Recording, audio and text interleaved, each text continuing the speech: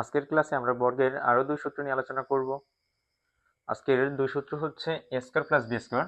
a square plus b square সূত্র হচ্ছে a plus b whole square minus 2ab অথবা a minus b whole square plus 2ab। এছাড়া আমরা কিন্তু a square plus b square আরো একটা সূত্র দেখে আসছিলাম। এরপরে পরের সূত্র হচ্ছে a square minus b square সূত্র, সেটা হচ্ছে a plus b into minus b। এটাকে বেসিক্যালি উৎপাদকের সূত্র বলা হয়, কারণ এটা উৎপাদকে অনেক ব্যবহার করা হয়। যাই হোক, আমরা সূত্র দুটোর প্রমাণ দেখে নেই। আমরা প্রথম সূত্রের যদি প্রমাণটা দেখি, এখানে আমরা বর্গের যে প্রথম সূত্র পড়ছিলাম সেটা পড়ছিলাম হচ্ছে a square plus 2ab plus b square equal হচ্ছে a plus b whole square. আমাদের এই সূত্র থেকেই ওই সূত্রটা বের করা যায়। আমরা যদি এখানে a স্কয়ার আর b স্কয়ারকে এপাশে রাখি আর প্লাস 2b কে ওপাশে নিয়ে যাই, তাহলে পক্ষান্তর বিধি অনুযায়ী এপাশ থেকে ওপাশে গেলে সেটা মাইনাস হয়ে যাবে। কি লেখা যায় তাহলে? a square plus b square equal a plus b whole square minus 2ab। একইভাবে যদি আমরা বর্গের দ্বিতীয় সূত্র যে ছিল a square minus 2ab plus b square equal লিখতে পারি a minus b whole square.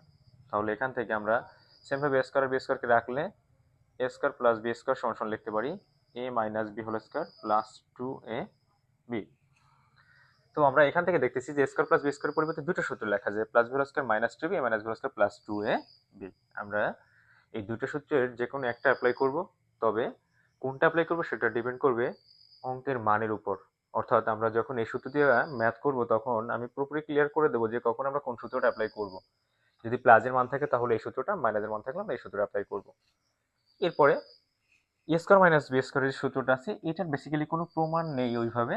আমরা জাস্ট এই পাশের ডান পাশের অংশটাকে গুণ করলে আমরা বাম পাশে পেয়ে যাবো। আমরা এখানে যদি লিখি যে এখানে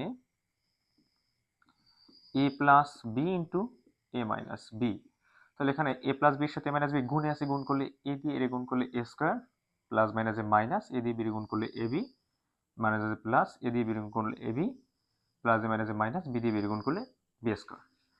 তাহলে আমরা জানি একই জিনিস প্লাস মাইনাস থাকলে বাদ যায়, প্লাস বি মাইনাস বি বাদ যায়, এখানে থাকতেছে কি a square minus b square. এটাই এটার প্রমাণ।